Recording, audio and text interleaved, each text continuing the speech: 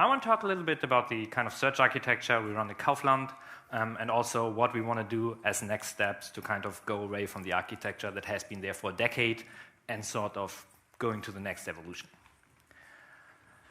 So, I work at Kaufland e-commerce. It's basically an online B2C marketplace, like with 11K sellers. We're the platform. We have roughly 800 employees. There's 5 storefronts, so you get all the fun with different languages, things like that. And all in all, we have a triple-digit million number of products. So there's lots of data, lots of things to search.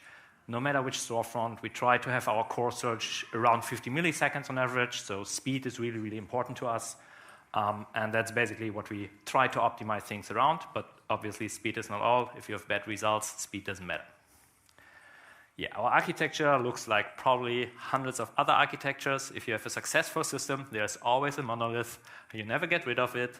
And you try to rip certain things out of it. That's what we did as well. There's an indexing component, which gets real-time updates from Kafka, which has sort of a cron job running daily from BigQuery for certain stats. And there's a searcher microservice where we try to encapsulate all the searches so people don't go around that and write weird queries that at some point we stop supporting. Yeah, Stack is sort of a common one, I would say. There's gRPC for communication. There's Kubernetes in there. Microservices are right now written in Node.js and TypeScript. And of course, you have the zoo of data stores that you just carry around over time. So how do our searches look like? Basically, our searches are sort of twofold. Every e-commerce search engine never is just a keyword search or a lexical search, right? You need to have some smartness in there. And that may be because you want to put up products higher because they have a certain sales rank or they are still in stock. So there's always more than just keyword search. And for us, we also have this kind of analysis phase where we do things, and then we have our core search that could be a product search or aggregations for the kind of filters on the left side. So for the analysis phase, we kind of use historical data. So what have users searched for with what kind of search terms?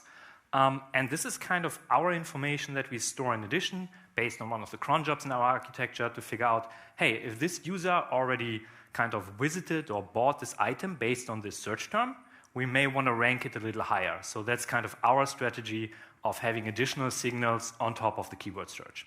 And that's basically the analysis phase for us. And one of the things we do there is we try to guess a category, and then we use that category in the follow-up real search to sort of boost those products a little higher. So if you figure out someone searches for an iPhone, it's probably that we want to boost the phone category and not the accessories category in that case. And yeah, how do you guess a category idea? The obvious approach would be, hey, I'm just counting all the documents in the category idea, which is an insanely bad idea for e-commerce, because it turns out there's more cables for iPhones, chargers for iPhones than iPhones themselves. So this is data you can't rely on in an e-commerce setting, right? Like this is where keyword search falls short, simply as that. So with our search learner data, with that historical data, we can kind of use that and guess a category. I'm not going too deep into that. And we have a second part of our pre-analysis phase where we kind of try to find shorter queries. So if a user types something like, I know iPhone 14 Pro Max, we may want to shorten this to iPhone 14 to increase the recall and lower the precision, because we just want to make sure we always have results shown when someone executes a search. And this is basically what our searcher or shorter queries mechanism does. You have to be a bit careful because you can't just cut terms out of the search, right? Like this is a German example. We can also take an English one. Like imagine you're searching for hoodie Nike XXL red. Then all the search always evolves around the hoodie. The hoodie is the central term which you can't remove from that query, right? You may be able to offer different sizes just to browse them. You may be able to offer different colors, but if you offer something that is red and probably not a hoodie, people will very likely lose interest. And this is also something that we try to extract from our search learner data, like what is the important part of our query, right? And all of that without any kind of machine learning or something, it's really just a daily cron job, and we run all of this on keyword search. Then, of course, we still have to run a search, so equipped with this information, and the first query is usually running around 15 to 20 milliseconds, so we are kind of okay with accepting this additional latency. Then we have our search where we filter on certain kind of product. There are stores where you're not allowed to sell some parts of a product, or weapons, surprisingly. So you have to filter for these kind of things. And then, of course, you have the other part of the search, which is responsible for ranking. There we have a term-centric query, which means usually you take a query, search in a field, think of Apple iPhone, and term-centric in that context means that you can search for Apple in one field and iPhone in another, and you still get back a match. And that's important for us because we are searching across several fields, and again, we are sort of focusing more on recall than precision. The other part of that query is a function score. So we take signals into account. One of the signals could be how the product ranks. One of the signals could be how people searched for that before. And that is basically then mixed with the term-centric query to create a score, which for us means the relevance. And this query has basically taken us a long way. It's like a couple of years old, and it's still showing kind of age, right? Like you want to do things differently today. So the question is always like, what are we going to do next? And yeah, you saw the keynote this morning. Everything is AI. But it still means you have to think about what you do, right? Like we have a really big product set. We can't just add vectors everywhere because otherwise we will be getting poor by the memory requirements. Getting much better right now with things like the binary quantization. But the question is like, what do we do next? And of course, we have this language problem, right? Most of the models that exist out there are fine with English. You feed it with something else, and they fall apart. So do we run our own models based on our own search data? Do we do like learning to rank? This is what Wikipedia, for example, does for their suggestions. They run this with a custom plugin. And all in all, we're big fans of keyword search. Keyword search is wonderfully simple to understand, right? Like the scoring, you can follow it along. It's fast. That's a great feature for an e-commerce store. It's debuggable. That's an insane feature for an e-commerce store, right? We have so many employees coming in to our really beloved Slack support channel and be like, hey, why is my product not on that position, right? And you're like, oh, I have no idea. And then you have an hour fun of debugging, and then you figure it out because at the end, it's all just numbers. You just have to put them correctly together. The other part for e-commerce is users are trained to do keyword search, right? Like whatever you type in an e-commerce engine, it's very keyword driven. So we can't just say we're going to go full semantic now because we're still not there that someone who searches on Amazon, any e-commerce site, or on Kaufland is kind of supposed to deal with an open AI chat window and describes what they want to search. So it's just that search round is different. So looking at our most used search terms, it's kind of only a small amount that will probably really benefit from semantic searches. Turns out Elasticsearch or Elastic also thought about that with the Elastic Learn Sparse encoder. I think it's a great idea. It's creating a rank features query, which again is really nice to debug because you have a nice explain output. It's unfortunately English only, and it's not based on our own data. So we thought, can we do something similar? And we Googled around, just as you do. And there's a really old paper called Query Expansion by Mining User Logs, which kind of uses existing logs and correlates query terms and document terms. So kind of what you search for, and it provides sort of suggestions what to search instead or in addition. This is why it's called query expansion. User enters a query, and you get some additional suggestions. So we figured out, let's try that. And basically, it's kind of a two-step process. First step is you want to find a candidate to expand the user input with, and the next part is you want to create some scores for this in order to figure out what are valid search terms. So let's imagine this user query. So someone is searching for a Nintendo Switch controller in green. And the first thing that we need to do is what are proper search candidates in our data set. So the data set has been created from our existing user logs. It's indexed in 2 Elasticsearch indexes. First one needs to be queried now. And for example, if we have a document in the first index that is green T, it's not a match because every term needs to be in that document. And T is not in the query, so it's not a match. This one the same. There's Nintendo, there's Switch. It's also in the right order. For this paper in the initial implementation, everything needs to be in the right order, which you may notice is already weakness, right? Because if you type in Switch Nintendo, it should probably show the same results, but this paper doesn't do it. And also, if there's just a single term that is not in the user query, we are not supposed to return any results. So we stick to that. Nintendo Switch controller in our data might be a valid response or a Nintendo Switch. So how do we implement this? Looks just like a query, but it's a bit more, right? Because we need to stick to the positions. We can only return data if the input is Nintendo Switch controller that also contains Nintendo Switch controller at the same position.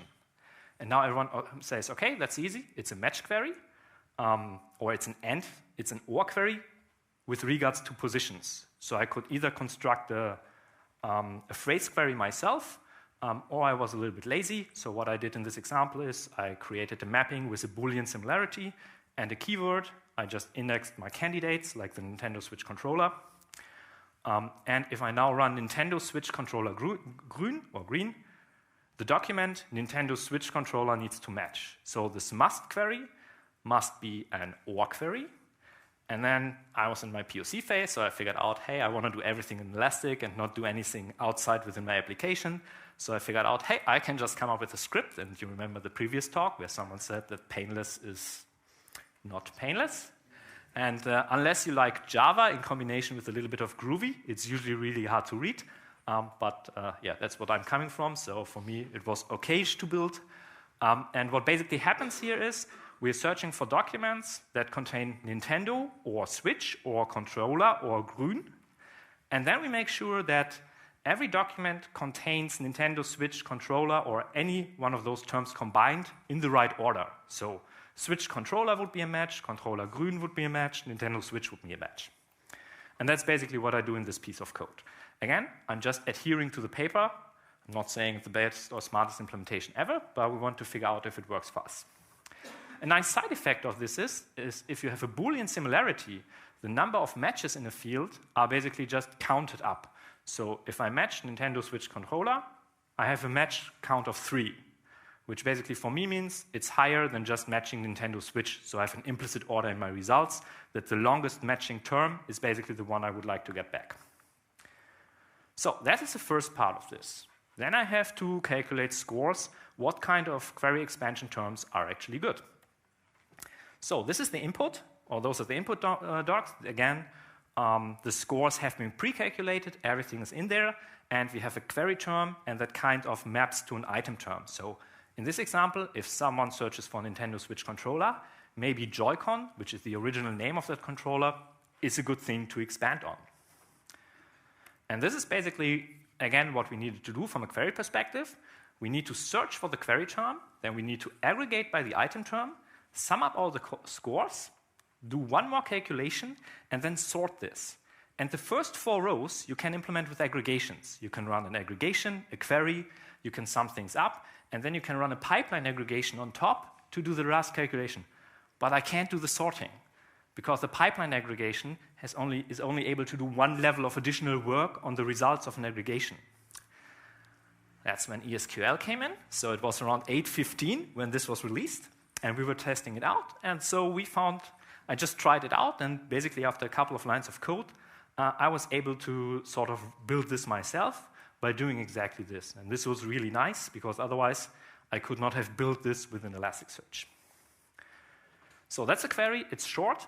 I think it's, I don't know what we have, like 1 million entries in there, and the query was pretty fast. It was in a single-digit milliseconds. The first query was also pretty fast because it was only searching across, I think, 10K candidates. So both of them together were usually between 10 and 15 milliseconds, plus some processing time in the application. And that for me was something where I'm always willing to test things out in production, because if you run an A/B test, you don't run it on all users. You lose a little bit of latency, but you have to figure out if something works or not. So what is being returned? So this is the response of the ESQL query. You basically have the columns named at the top, then you have an array of values, and basically the highlighted things are the suggestions. Nintendo Switch and controller doesn't make a lot of sense because it's already in the original query. I kind of discard that, but Joy-Con is actually a really good and valid query expansion in this case. So obviously I showed this just with the example that works exceptionally well, because otherwise it would be boring. And the other results was actually not so good. So I also cut the results here after 3 results, because we got really weird results coming in the lower scores. And it's really hard to tell if it's like the algorithm, our data, the model we created out of that. But all in all, we didn't have any really good or sufficient results from our perspective that really improved the search. So we had a ton of random terms. I think the fourth term for a Nintendo Switch controller was something like an electric motor, which absolutely makes no sense. And that was the point where we not even ran this in production in A/B test. So of course the question is, what are you going to do next? Turns out there are papers which are newer than from 2003 or 5 or something. There's a couple of super interesting papers from eBay. I think the first one is from eBay, and the second and third one are actually from Amazon. So that's something we're currently working on. They are a little different because they are actually outputting vectors instead of just single floats for the scores, which we can sum up. So we have to use sparse vectors for the actual implementation here, but that's something we're currently working on. And of course, we're also thinking about all kinds of fun things like automatic synonym generation using LLMs. I mean, you all know this in e-commerce. At some point, someone creates a list of synonyms, and then it just rots away because no one is ever going to touch it, and you end up with a completely awkward and outdated list of synonyms. And it's basically the same everywhere, and you need to figure out a way to get rid of that. So, yeah, the summary kind of looks like a fortune cookie, like there's absolutely nothing you will learn from this. But the things we tried out, and we're still trying out, because for us it's kind of a logical next step. And you saw in the previous presentations that you can think about re-ranking after you run the search, and we kind of try to think about doing this before we actually run the search, right? There's tons of different solutions to solve this. We really like to stay with keyword search. I'm not sure it's going to work out, so we will see. But it just gives us a lot of flexibility. Also within the team, you can have people debugging these kind of searches without being super deep into search. So these are the kinds of things that we're really after. So you have a lot of possibilities. You have to pick carefully. We're a pretty small team, like we're half a dozen people in the search team, and we also operate this whole cluster, so we're sort of busy. And this also means you know when to stop, right? Like at some point, if you don't make results or progress, like drop it. It's always frustrating if you're used to push things into production and then you're like, yeah, we're going to rip out those like 2.5K lines of code, but that's what it is. And the other important part for us is, and that's what we didn't do really well with the first implementation, is really figuring out how to measure things, right? What is a success? What is a failure? Of course, we can just try things out and then everyone is like, yeah, that doesn't look good, let's drop it. But that's not the way we should work, right? We still need numbers, and that's something we will improve in the next part.